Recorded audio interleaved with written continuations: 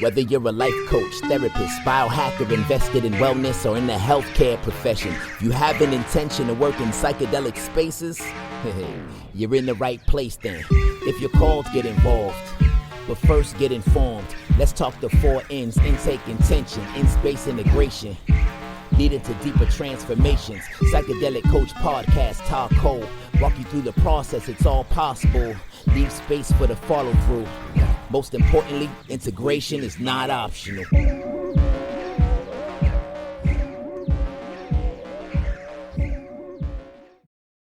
Welcome to the Psychedelic Coach Podcast. Before we get started, I want you to hit that subscribe button so that you never miss another podcast.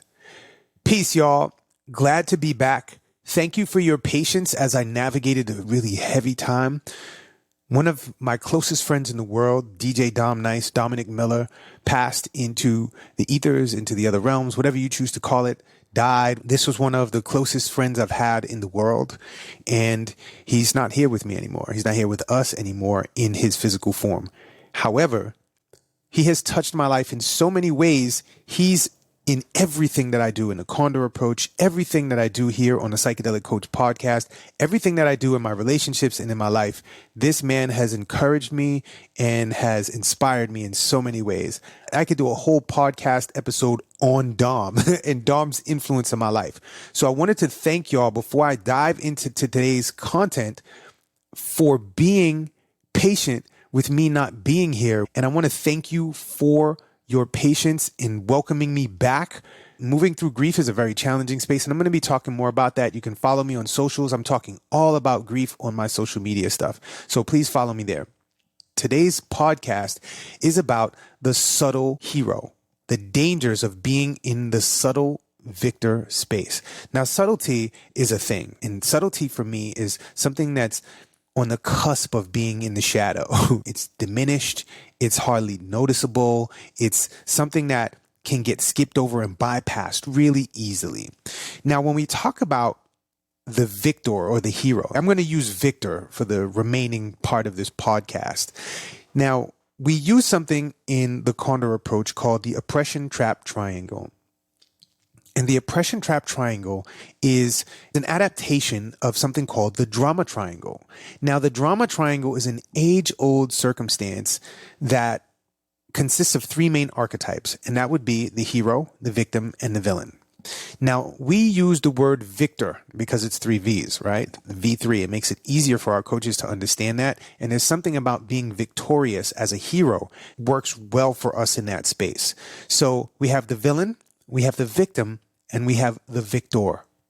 The victim is the person who is the guardian of peril. This person holds on to the energy of perilous activities, to being hurt, harmed, experiencing loss and deficit, experiencing injuries, death, and pain. This person holds on to that energy. Now, to be in a space where I have been victimized does not necessarily make me a person who claims the identity of being a victim. This is a very dicey space. This is the space that holds the most energy in the triangle because it is the focus of all the other positions. The victim is the most powerful space in this triangle. The victim I tend to put on the bottom left. Now, the top angle of the triangle, and we're talking about an equilateral triangle if you're a geometry geek. The top point of the triangle is the victor space. This is the person that is the steward of righteousness. This person comes to the aid of the victim, whether the victim asks for it and wants it or not. This person is very righteous and they have ideas around what is right and what is wrong, and they're going to save the victim from who? From the villain, which would be the bottom right corner of that triangle.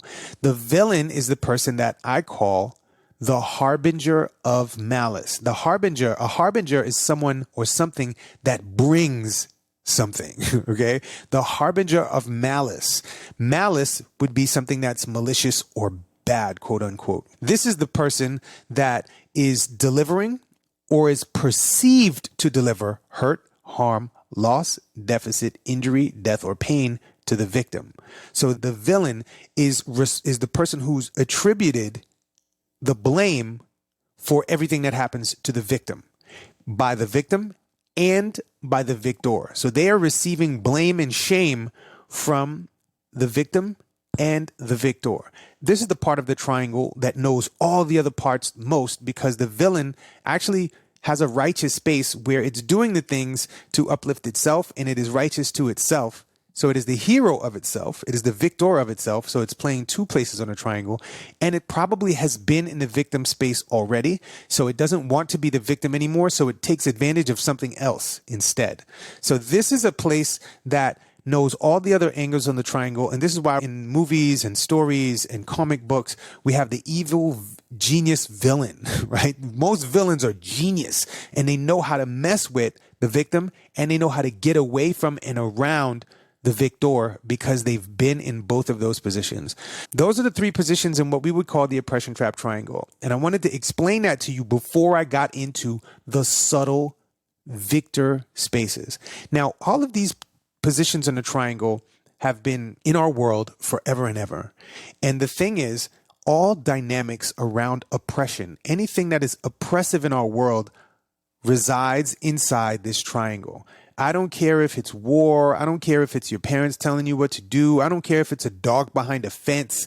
These are oppressive dynamics. I'm inside of a house right now, and the house, the structure of this house is oppressing the weather from getting inside. It's oppressing people from just walking through the door. And so that is an oppressive dynamic. Now, that is oppression without a title. Now, if I said the house is rescuing me from the evil weather outside, this terrible weather, now I'm assigning the oppression trap to it, right? And so I'm applying these archetypes, which could be a trap. These things come up in our lives all the time. Victim, villain, victor.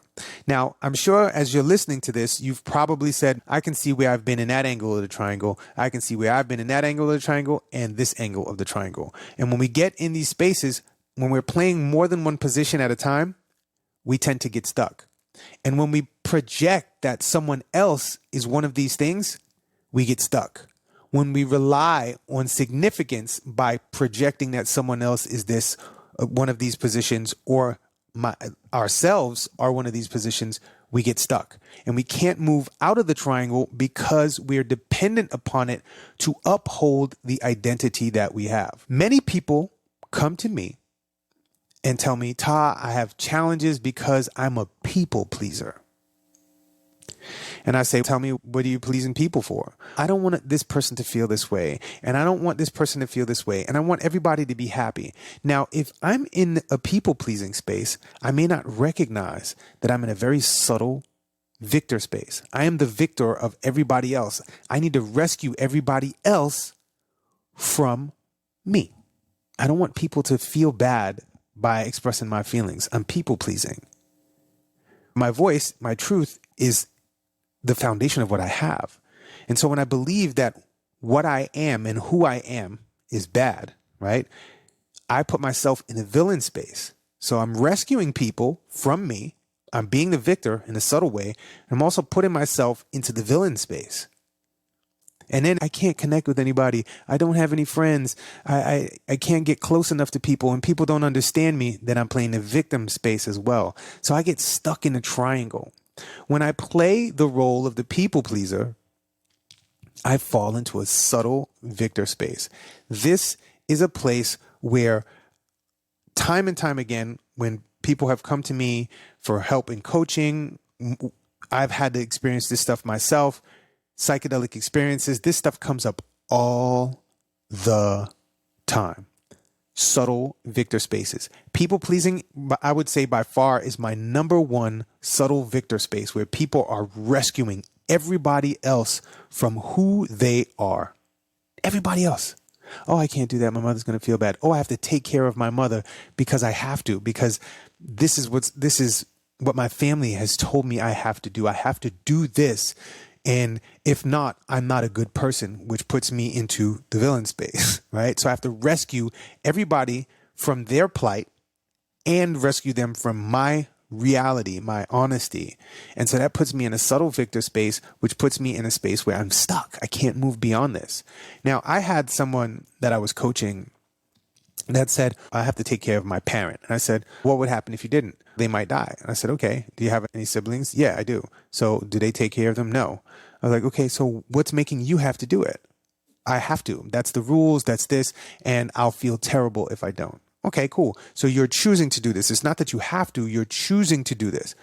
No, I have to do it. Okay, what would happen if you didn't? I'd feel bad. Okay, so are you choosing to feel bad? I can't help my feelings. And then they fall into the victim space.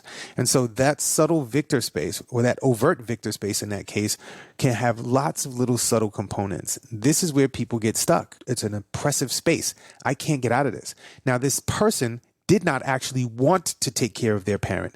They did not really feel close to or resonate with their parent, but they felt obligated to.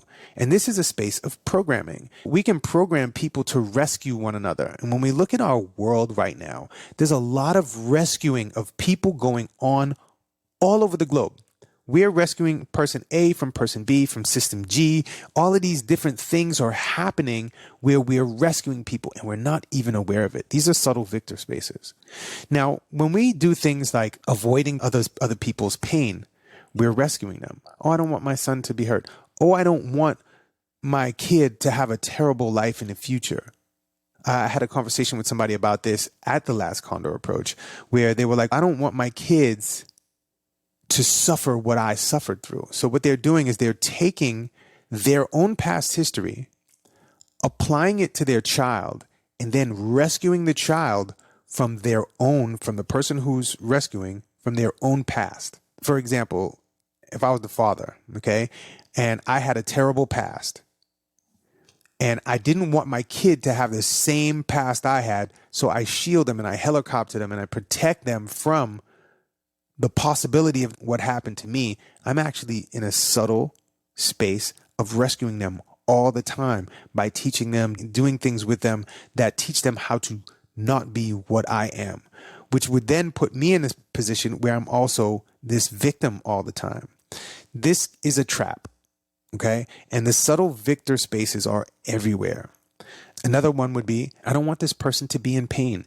If you don't want somebody to be in pain, that's wonderful. I don't want anybody to be in pain. And there are going to be people that are in pain. And some people are okay with being in pain. And they want to move through their own processes. But when we get in the way of people processing their own experiences, it becomes a challenging space. Now, why are we talking about this on the Psychedelic Coach Podcast? During psychedelic experiences, people have a lot of revelations, even microdosing situations. People have revelations around things they didn't realize that they were doing. And many times people have these revelations and these realizations that they have been rescuing people their entire life and did not know it. I didn't know I was rescuing people. Many times I'll talk to people about this triangle before they go into any kind of psychedelic experience or before we start coaching together. I'll talk to them about this triangle and I'll be like, I'm going to be working from these angles. And they start to see things come up and they have realizations around the blocks to seeing this oppressive dynamic that has been built in to keep the dynamic there. And so once we can recognize and realize that this dynamic is there, we can do something about it. Now, the three things to get out of this triangle is get aware of what's going on. I'm aware of playing the triangle. I'm aware of I'm being in this oppressive dynamic. I'm aware that I'm playing the subtle victor. I'm rescuing people all the time. I'm aware of it. Then stepping out. I'm going to step out of the triangle and I'm not going to rescue. And I'm going to bring up things. Hey, listen, I noticed that this is happening for you. Is this something that you're aware of? Do you want help with this? And if the person says no, then I back out. Now, me applying assistance to somebody is not necessarily me rescuing somebody. When I see somebody's having a challenging time, I can ask them, hey, listen, I see what's going on here. I had a challenging time with that. Are you cool with where you are? Or are you looking to move into a different direction? Recognizing my propensity and my tendency to rescue, to be the victor, I don't have to jump into action and rescue this person from their plight. I don't. I can sit here and say, hey, listen, I know some skills around that. If you want some support with that, let me know. If not, I'm over here. I'm going to watch. And so being aware, stepping out of the triangle, and then applying empathy to the situation. Okay. Aware out and and above. I fly above the triangle like a condor, and I look at the triangle, and I'm looking at all the angles that people are playing, and I'm not playing the game. I'm just watching and I'm aware. But I also apply empathy to the situation. I am empathetic. Man, I totally get that. I totally get it. If you're looking for a way out of this and you want some support, let me know. I'm down to support you with that. I'm just not into rescuing. I'm not going to rescue you from your own plight. Okay. I just want to make sure. One of the things that can get challenging with this is if you're not rescuing the other person to rescue yourself from rescuing the other person, that is indeed a subtle victor space. So you can get trapped in rescuing yourself from everybody. And this is where I've found there's a loophole in this that people get into where they're actually protecting themselves. They're rescuing themselves. They're the victor of themselves from other people's stuff. So it's okay. I see what I'm doing. So I'm going to rescue myself instead of being prudent and just being mindful of my time and setting clear boundaries. I'm going to rescue myself. I'm going to be my own hero. I'm going to put on a cape and boots and I'm going to rescue myself. And I just want to say there's nothing wrong with any of these positions. When you apply righteousness to it, in order for you to be a victor, there has to be a villain and there has to be a victim. And when you perpetuate these things, when you broadcast that you are a rescuer, I'm a hero, I'm the hero, I'm the victor. And one of the things that I find is really dangerous in our world right now is the hero's journey is broadcasted everywhere. It's baked into all of our movie structures. It's baked into our books and stories. It's baked into all of our advertising. It's baked into a lot of stuff on our planet. The thing is, when we do this, there has to be a villain. And when we have a villain, there has to be a victim. So I am actually fortifying that someone else is a villain, and I'm fortifying that someone else is a victim. And that keeps me trapped. And some people are like, what's wrong with saving your kid? What's wrong with rescuing somebody from somebody else who's bad? I don't think there's anything wrong or right about it. It's a trap. Like Admiral Akbar, it's a trap. I'm in my chair too. Y'all should see. If y'all in the video, you see this. It's a trap.